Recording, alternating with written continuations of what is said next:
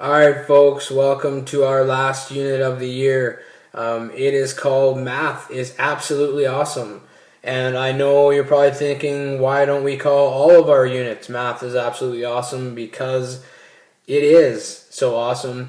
But actually, the reason I have this title for this unit is because we are going to look at absolute values. Okay? We're also going to look at reciprocal functions a little bit at the end, but our main focus is going to be absolute values. Both of these sections or these topics are very small for us in Math 20 Pre-Calculus, so we're going to put them together as one unit just to save us some time. Instead of writing one test on absolute, one reciprocals, we'll just put it together as one unit. But we're going to start with the reason this unit is titled Math is Absolutely Awesome, and that is absolute values. Alright, so what is an absolute value? Well, you've maybe seen it looking through a textbook or whatever, but what an absolute value actually is just this. Okay, how you would read this is the absolute value of 7. Okay, so what the absolute value is just these two vertical lines here. They kind of look like brackets. Okay, we're used to seeing brackets, okay, round brackets. Well, now we've just got these straight lines around a number or an expression or a variable, whatever, and what that represents is it represents the absolute value of what's inside. So if you ever have these straight lines around something, it means what is the absolute value of what's inside. Okay? So that's really the basis of it. Okay? This here is an absolute value, and we read it as the absolute value of 7. Okay? Alright, so what is an absolute value? Okay? An absolute value for any number a. Okay, so we use variables because it can represent any number, positive, negative, whatever, fraction, doesn't matter.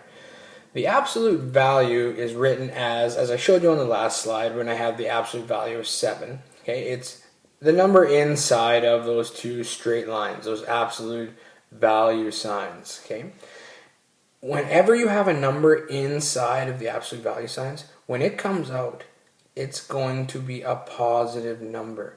Always. Okay? It'll always be a positive number. If it's positive or negative, it doesn't matter.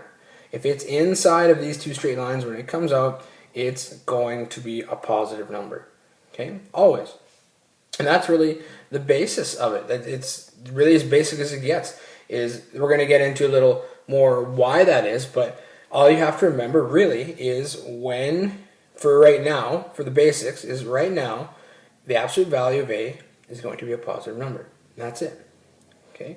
And like I said on the last slide, two vertical lines represent what you're taking the absolute value of, and what you're taking the absolute value of is what's inside. Okay? So this is the absolute value of a. What are you taking the absolute value of? Well, of a. It's what's inside that you're taking the absolute value of. Okay? So let's look at a really quick example here. So the absolute value of a positive number. The absolute value of a positive number is that positive number. Okay? So when you take the absolute value of 5, nothing changes. It just comes out as 5. Okay? So the absolute value of a positive number is just that positive number. Okay? The next one, absolute value of 0. That one's pretty straightforward too. The absolute value of 0 is just 0. 0 is neither positive nor negative. So when we bring it out, we can't make it positive. It wasn't negative.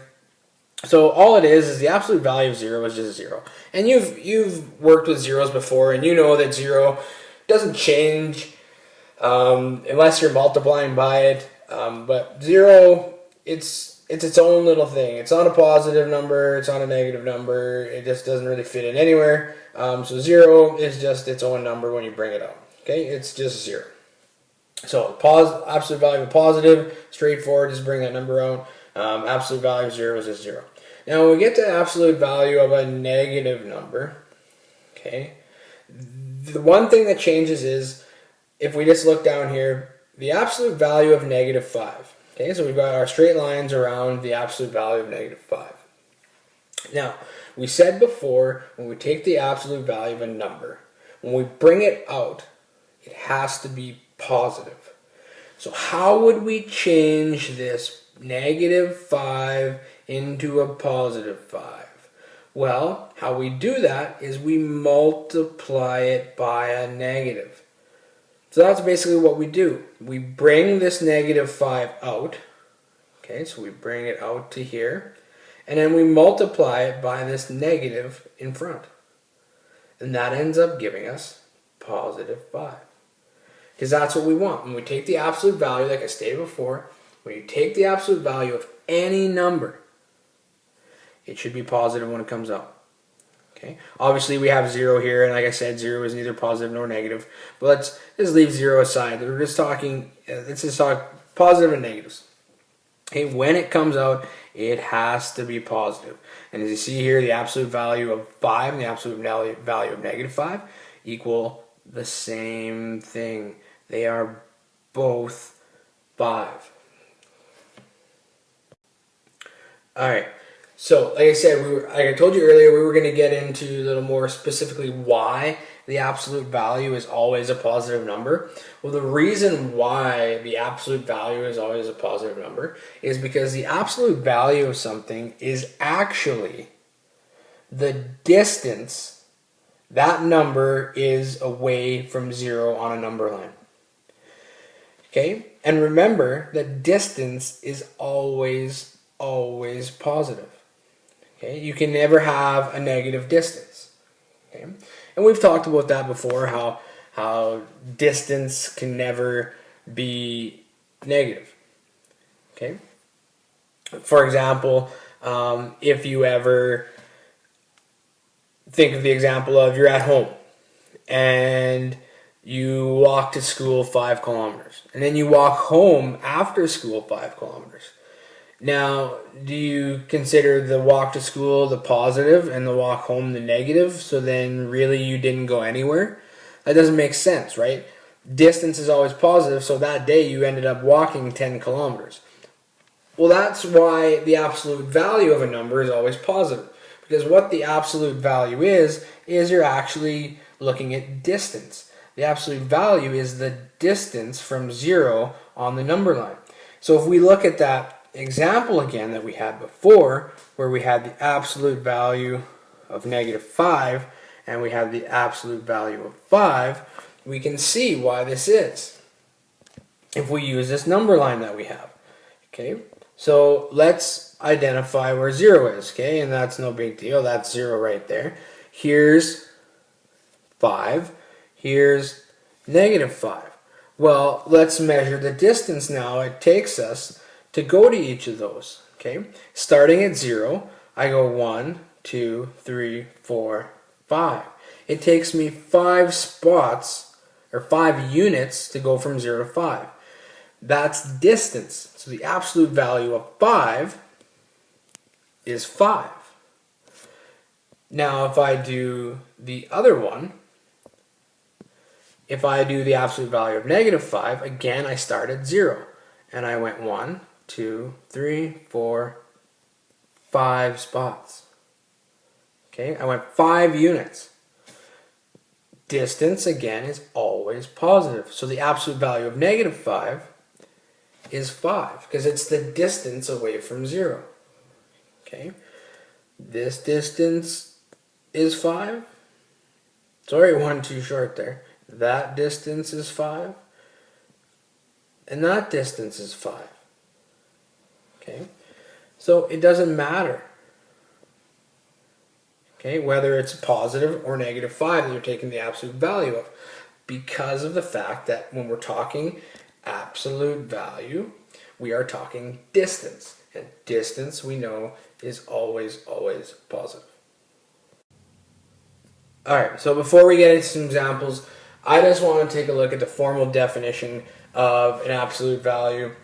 We've kind of seen it already when we went through those examples of of 5 and -5, taking the absolute values. But I just want to write it out here using variables and showing you what's called a piecewise function, which is how you'll want to represent absolute value functions as we move through this unit. And it's going to become very helpful when we go to solve absolute value equations later on. So I'll just write that down and let's take a look at it. Okay, so this is the formal definition of an absolute value. Okay, so we kind of saw this already when we looked at those 5 and -5 and when we did the notes earlier. But this is just written out here and lays it all out in one nice little easy definition. Okay, so the absolute value of A. If you are given the absolute value of A, there's really two possible outcomes that you can get. If A is greater than or equal to 0, okay, so if A is greater than or equal to 0, then A will be positive. So you can just pull it out. You just pull it out of the brackets and it's good. Because remember, we want it to be positive. Okay, so if A is greater than or equal to 0, so this A in here, if it's greater than or equal to 0, obviously it's already positive. Okay, let me say that again. If the A inside here is greater than or equal to 0, it's already positive. So when we bring it out, we just have to bring it out exactly the way it is. However, if A is negative, or if A is less than 0, then we have to times A by that negative number. Okay, so if A was in here and if it was -7, it would come down here to this part, right? Because we'd have to multiply by this negative to make it positive. So in that case, this A, if it was -7, 7 is less than 0. And if 7 is less than 0, then we have to times it by that negative in order to make it positive. But if it's greater than or equal to 0, we just pull it out the way it looks. Okay, so that's the formal definition. This is also what is referred to, it's changing the color of my pen here, this is referred to as a piecewise function. The reason this is called a piecewise function is you can just think of it as this graph does different things over different domains. Okay? Because here's two separate domains. If A is greater than or equal to 0, or if A is less than 0. Well, if A is greater than 0, then it's just A. But if A is less than 0, we have to multiply it by a negative. So there's two different possible things going on here, and that's why this is called a piecewise function. So whenever you're asked to represent a function, or an absolute value, whenever you're asked to express an absolute value as a function, as a piecewise function, whenever you're asked to express an absolute value as a piecewise function, this is how you represent it.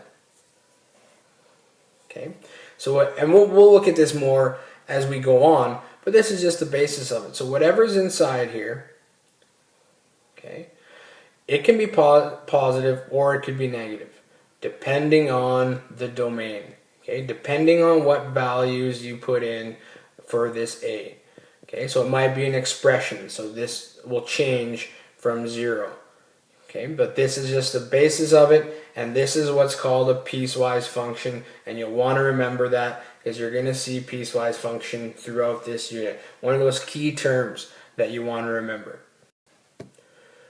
Alright, so let's look at some examples